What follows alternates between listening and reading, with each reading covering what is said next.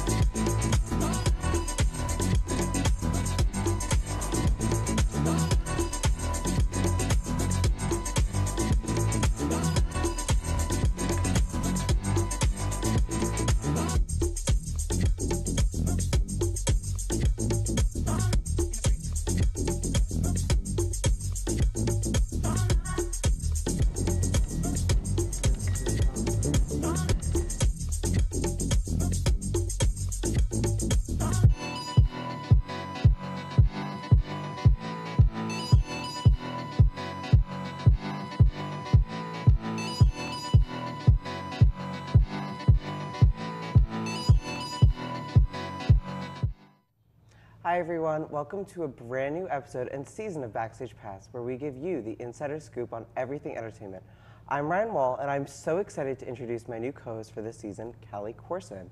So welcome to the show, Callie. Why don't you tell us a little bit about yourself? I'm Callie Corson. I'm a sophomore here at LaSalle University. I study communications. I worked a lot this summer. I'm a cosmetologist as well. Yeah. That's really cool. Yeah. So where are you from? I'm from New Jersey, South Jersey. Good. So we've got a strong Jersey presence here at Backstage Pass. Of course. So what are some of the things that you're interested in, like music or? I love music. I love fashion. I love hair. I just like making people feel good, that type of thing. Yeah, that's awesome. So we're so thrilled to have you with us, and we've got a juicy show ahead of us today for all of you guys joining in at home. But before we delve into the gossip, let's take a look at what movies topped the box office this week. So Callie, will you do the honors? Coming in at number 3, we've got Mother with Jennifer Lawrence, bringing in $7.5 million. At number 2 was American Assassin with just under $15 million.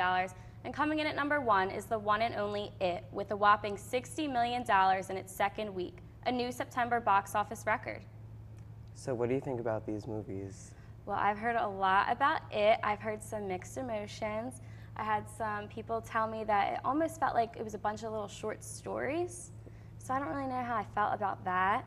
Yeah, my friend Caitlin Pages, another producer at LaSalle TV, is trying to read the book. Oh my And gosh. because it's based on a book and there's the movie, there's just so much going on with that. Yeah, and like it's just new technology now, so it's a whole new type of atmosphere for it. So let's turn now to some movies coming out in the next few weeks. It has been out for a few weeks now, but it's certainly the talk of the town. If you love a good scary movie, there is no better movie to see than the newest version of the horror classic. Chills will creep down your spine as you watch a young group of kids fight off an evil demon that can change itself into a clown. After they defeat the clown as children, they must face it again as adults, almost 30 years later. Pulling on the fears we have as kids and turning them into real life. Director Anthony Muschietti remakes the world of Stephen King into an equally terrifying place to be.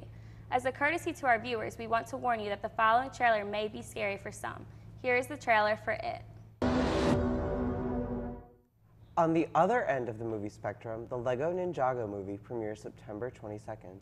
Every family has its problems, especially when your dad is an evil warlord. In the Lego Ninjago movie, Lloyd, a master builder, must fight his father to save the world. Featured actors include Jackie Chan and Justin Theroux, who dish out their fair share of wisdom and sarcasm throughout the movie. With high expectations and a cool nickname, Lloyd, aka the Green Ninja, learns about how to deal with his less-than-perfect father with the help of his friends and their inner spinjitzu power. Take a look at the Lego Ninjago movie. Taron Egerton and Channing Tatum team up in the film KINGSMAN, The Golden Circle, for an action-packed film filled with spies and explosions. With their headquarters destroyed, the men find themselves with little hope to save the world that they once knew. However, an American organization similar to theirs comes forward, offering the opportunity to work together. The two squads differ quite drastically, but learn to use their skills to combat evil.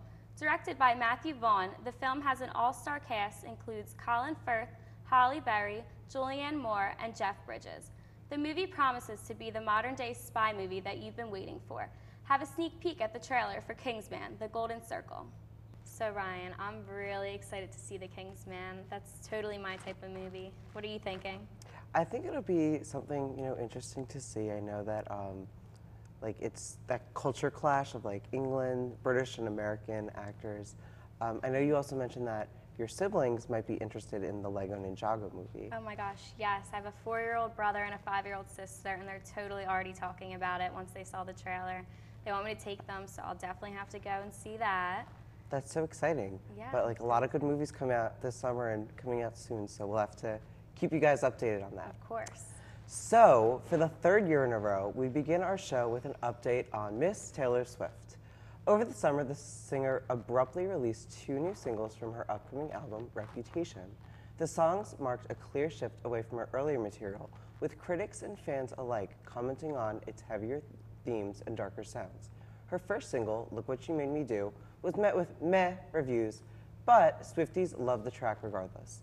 Backstage Pass chief Taylor Swift correspondent Rachel Pisick commented that the song is, quote, unlike anything she's ever done, and it's symbolic of how much she's grown and changed over the years. The lyrics are bold and stinging, but still meaningful. In this past year and a half, Taylor's faced a lot of criticism, but I think it's amazing how she's coped with the negativity and grown stronger from it. I'm really excited to hear what the rest of her album will be like. Within a week of the song's release, the video premiered on the MTV VMAs, and Taylor was again awash in controversy as critics tore apart her different fashion statements. Some accused her of copying Beyoncé. Meanwhile, fans tore apart the video in a different way, looking for theories about other singles in the clip's imagery. They didn't have to wait too long because Swift quickly dropped a promotional single, Ready for It, just a few days later. This song had a slightly more positive response, but fans were still shocked by the new direction of Taylor's music. We'll have to see what other surprises Taylor has when she releases Reputation later this November. In late August, the 2017 MTV Video Music Awards took place in the shadow of Taylor Swift's music video release. Hosted by Swift's foe, Katy Perry, the show was all about Kendrick Lamar. Lamar was nominated for 8 awards, the most of any artist that night, and took home wins in 6 categories. He also performs along with Ed Sheeran, Demi Lovato, Lorde, Miley Cyrus, Alessia Cara, and Perry herself. The show was filmed with socially conscious movements, including Logic's suicide prevention ballad, 1-800-273-8255, into powerful response to the Charlottesville and Confederate monument controversies. The Video Vanguard Award went to Pink, who went through a medley of her singles and gave a stirring speech geared towards empowering young girls, like her daughter Willow, who was in attendance. Rolling Stone praised the speech, but had harsher words from host Katy Perry. The magazine criticized her unfunny jokes and ongoing shtick, noting that it didn't engage the, quote, bored AF audience. Ouch. So, what do you think about Taylor Swift's whole thing? Her new image? Mm-hmm. I actually really like it. I wasn't sure how I was going to feel about it. I was a total Taylor Swift country fan back then, but she seems to be doing well for herself. Nothing she does has been wrong. I know you're kind of a fan. How do you feel? I do. I mean, I appreciate Taylor Swift's position in pop music, and I think that it was a different sound. I mean, there were a lot of people who were kind of shocked by it, but I think that it's just kind of part of who she is. One thing I do like is all the conspiracy theories, because like there's some people who read into things so deeply. They really do. They just want to dig deeper and deeper. Everyone wants to have some kind of different vibe to it rather than just what they see. Yeah, Always. and I thought it was interesting that she released her music video at the VMAs, because Katy Perry, who like she has so much drama with, you know, has was hosting, so I felt like that kind of was like a power move almost. She definitely did it on purpose. Yeah. For sure.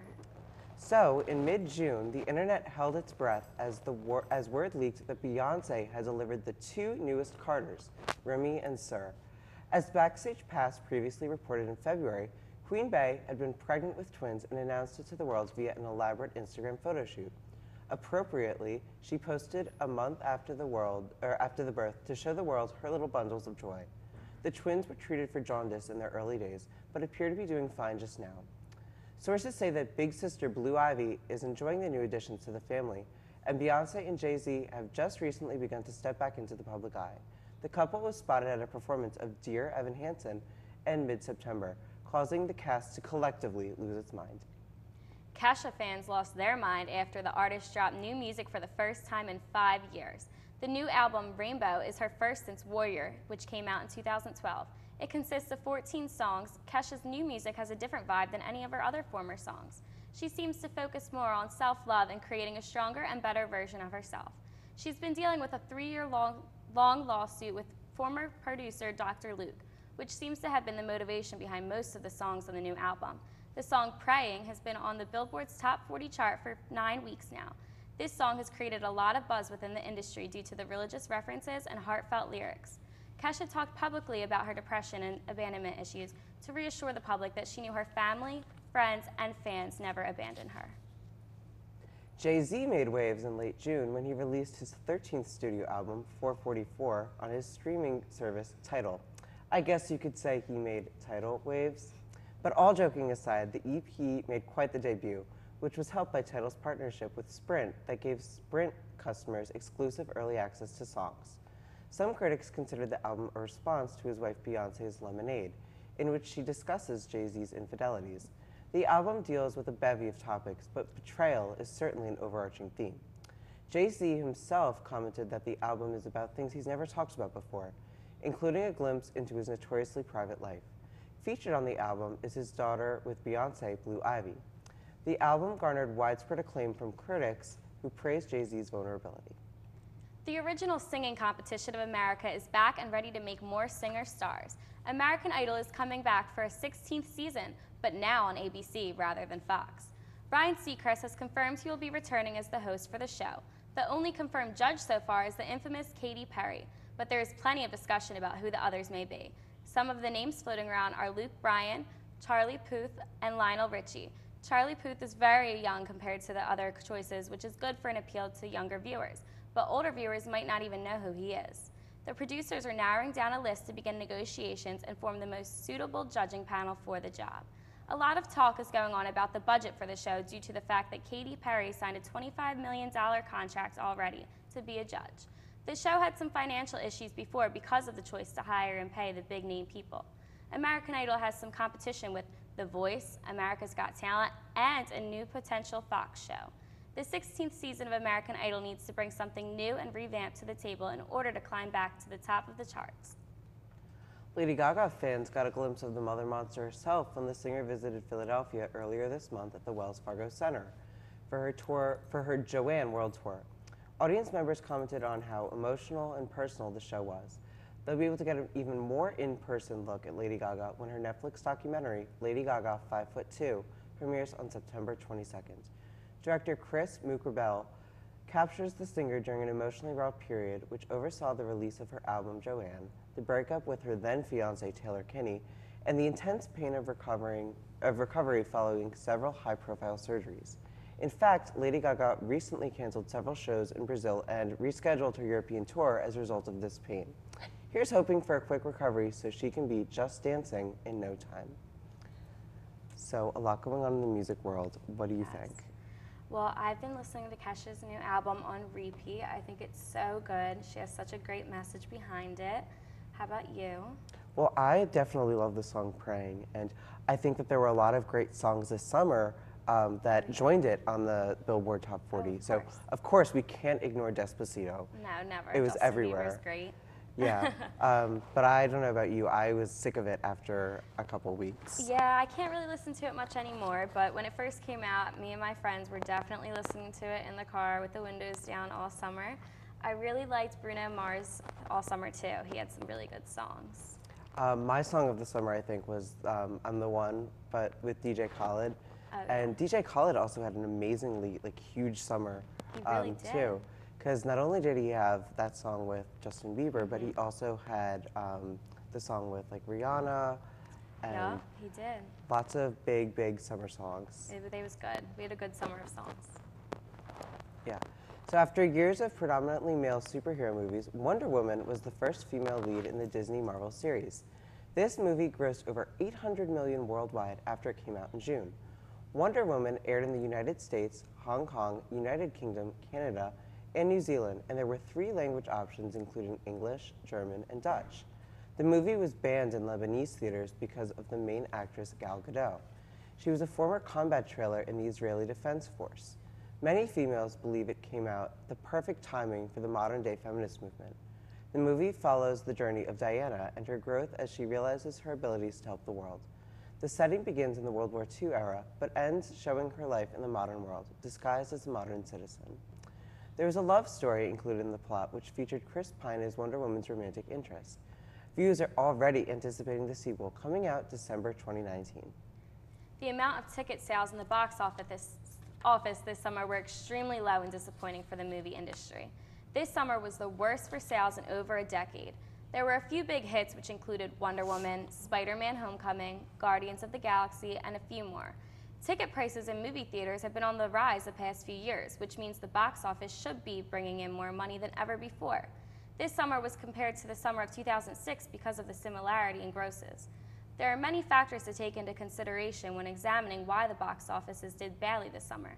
The blame could be put on budget drops, boring sequels, a lack in advertising, the increase in ticket prices, or just the simple fact that a lot of people in 2017 would rather use a streaming platform at home. The movie industry is working their best to recover from the worst Labor Day weekend in 17 years, so hopefully more people decide to get up off their couch and make their way into the theaters this fall. The Game of Thrones Season 7 finale has had their viewers' eyes glued to the TV as they watch the biggest alliance of Game of Thrones history. The kingdoms came together to create a plan to fight off the White Walkers, but it did not go down as simple as that. There were a ton of family issues, love issues, and betrayal along the way.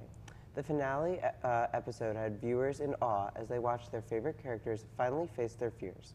However, the season was left on a cliffhanger and had their viewers begging for more. Season 8 is set to start filming early October of this year and may potentially air as early as summer of 2018.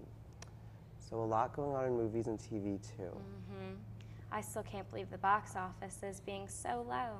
I know. I mean, and I think that there were a lot of interesting points at like why people didn't really go out and see movies. Of course.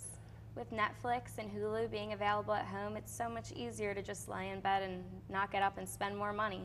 Yeah, and I mean, speaking of like Netflix and Hulu, the Emmys, we're going to cover them next week for our big Emmy special. Yes.